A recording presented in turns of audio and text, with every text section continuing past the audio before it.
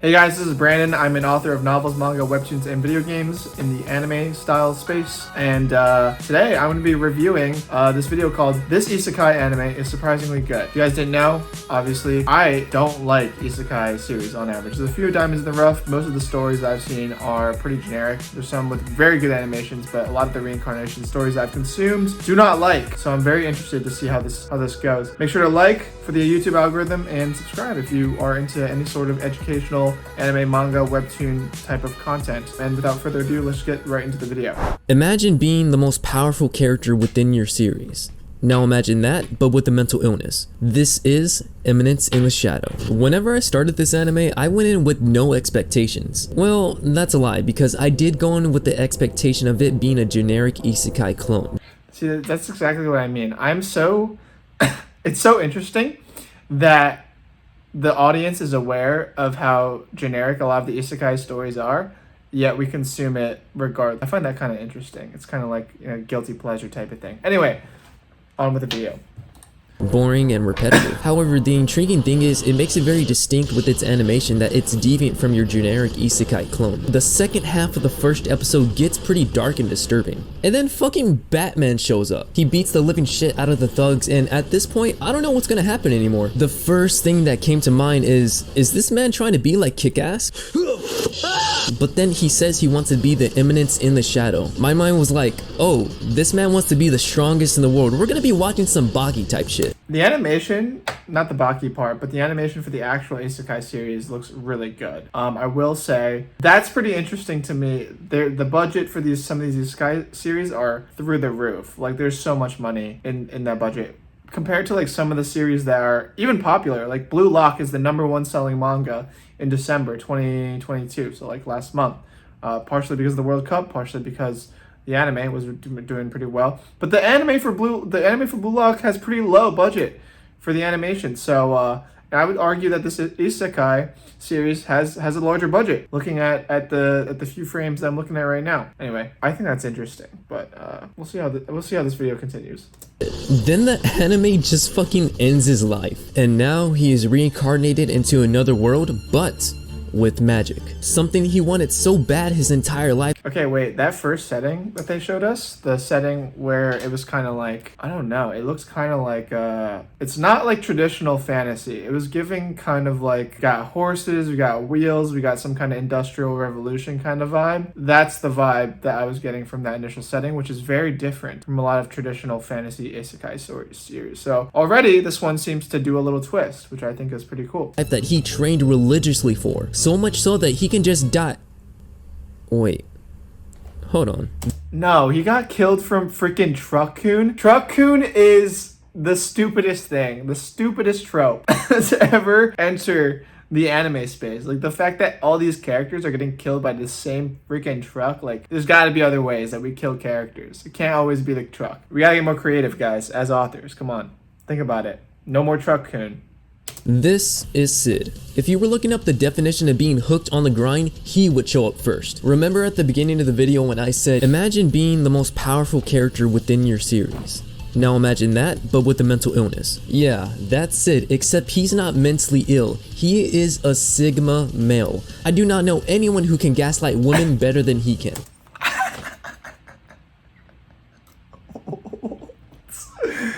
Is this a harem? Okay, so first off, there's a lot of interesting lines there. He can gaslight women. Okay, he's a Sigma male that gaslights. This is like Andrew Tate reincarnated as like into an isekai. Like, that's kind of the vibe I'm getting here. But yeah, it's interesting from what I'm seeing. This just seems like a not generic, it just seems like a degenerate series so far. Overpowered MC, harem series, reincarnated as an OP character, Sigma male. Okay, whatever. It's like if Kazuma and Wao Ling had a kid. He just wants to live his life as a background character and will go to such far lengths to prove it so. Such as having 48 different techniques of having his ass beat by the second strongest swordswoman in the school. He gets stripped and tortured, and the only thing on his mind is out unshining the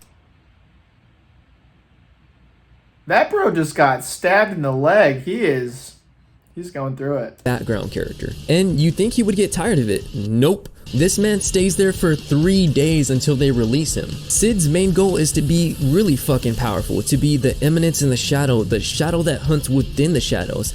And I'm gonna be real, I have no clue what that means, but it just sounds so fucking cool. And I'm gonna be real, the show itself has 2 different plots going on because you can view this show from 2 different perspectives. From Sid's perspective versus other people's perspective. What I mean by this is Oh my god, look, it's like the Sailor Moon squad in the background over there.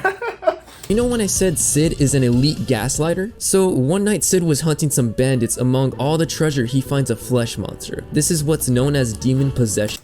What the fuck is that thing? That is disgusting.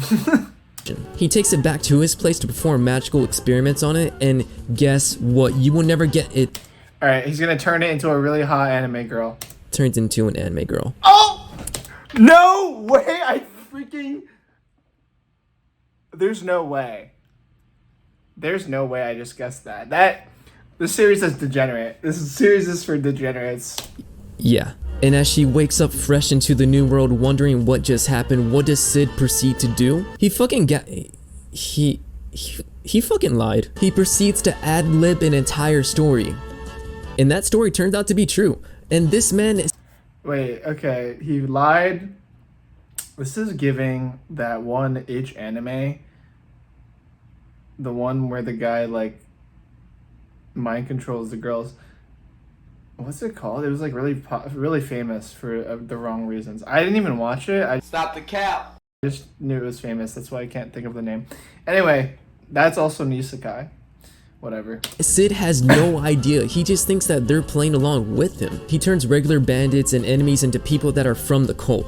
The cultist's main goal is to revive the great demon king, or whatever. And the cult human traffics girls, specifically the ones with royal blood. And some of the cult is also within the Night Order, so they're pretty entangled with the forces made to protect everyone. It's kind of like an MCU moment. And while everyone is dealing with that, Sid is taking this as a game, oblivious to what's actually going on. Really, homie is just too powerful. I don't think I've seen an anime in a while that's actually thrown me for a loop. Around episode 9 it gets really serious and I forget everything from Sid's perspective. And I finally start looking from other people's perspective on how serious they see the situation. It's really badass, like, damn.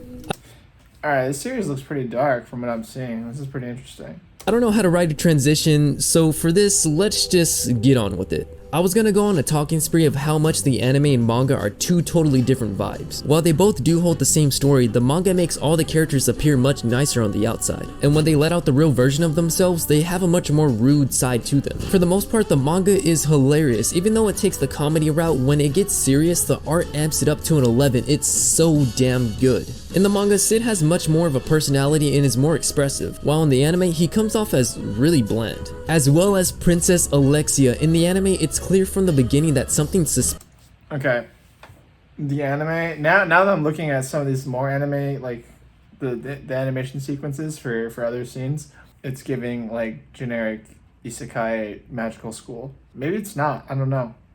Suspicious and off about her. But in the manga, you would have never guessed she's putting on an act until she finally reveals it herself. She actually appears to be excited about dating Sid, the light novel. Sid is actually the most insane character in this series. He for real should go get some help. The man was running through a field of flowers butt naked as part of his magic training. Also, why does the light novel go into so much detail? It went into the specifics as far as telling us Oh my god, he used magic to tighten up his asshole so he doesn't have to poop before calling for help. Another thing, Sid talks so much in the manga. He went on a monologue talking about on how much he doesn't like the world's fighting style. But I do gotta admit, the part where it went into detail about the slimes and their magic compatibility, about how he made his suit, was really awesome and I enjoyed every second of it. The light novel is actually really something else. I don't usually read too many books because my attention span is that of,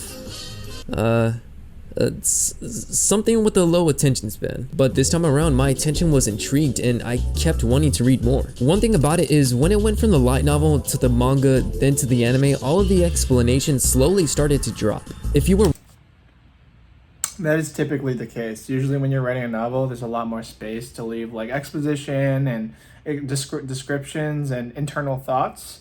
When you try and transition it to manga, you have more room to do those internal thoughts, but it's pretty limited still because you can only have so many words per panel and then so many words on the page. Like Hunter x Hunter, for example, when you look at a page from Hunter x Hunter now, because Togashi is not drawing as much, it reads kind of like a novel, but it's hard to, it's very intimidating when you see a lot of words on a manga page, right? Then for anime, to translate that to anime, a lot of people, they try and cut a lot of it out because it's boring. Like people have a higher tolerance for exposition and explanations in novels versus manga, and then even less of a tolerance animate from manga to anime.